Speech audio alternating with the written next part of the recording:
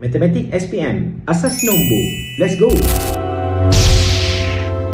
Jadi kita ada nombor ataupun soalan 11011 asas 2 tambahkan dengan 1011 asas 2.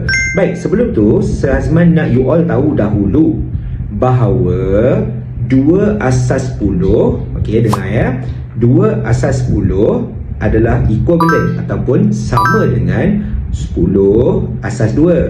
Okey, ada macam orang kata benda yang sama lah.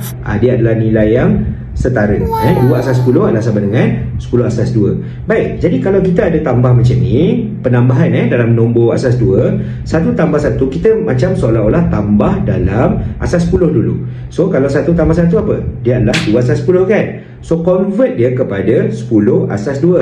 So, dekat sini kosong asas 2, letak 1 dekat sini. Baik, seterusnya adik-adik dah tahu kan tadi, kalau kita tambahkan macam seolah-olah tambah dalam asas 10 dahulu.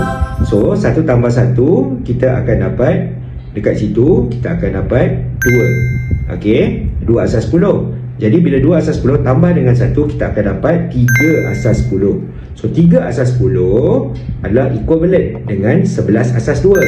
Jadi adik letak kat sini 1 dan sini letak 1. So sebab dia adalah 11 asas 2. 1 tambah 0 maksudnya 1. 1 tambah 1 tadi sama saja, dia adalah 0 dan atas 1. 1 tambah 1 sama saja macam tadi, dia adalah seolah-olah 2, dia adalah 2 asas 10. Dan adik-adik convertkan dia sebagai 10 asas 2. So kita akan letak kat sini 10. Okey. Baik, 1001110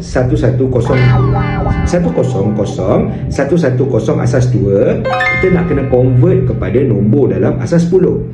Kalau kita dalam soalan objektif, apa-apa yang adik buat, kita boleh tukar dia menggunakan kalkulator kelas base. Saya senang ajar So tekan setup, pergi dekat sini. Okey, tekan sama dengan.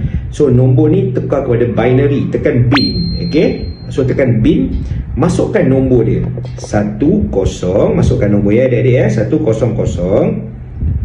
110 kat sini. Okey, tukar dia kepada DAC. Okey, DAC.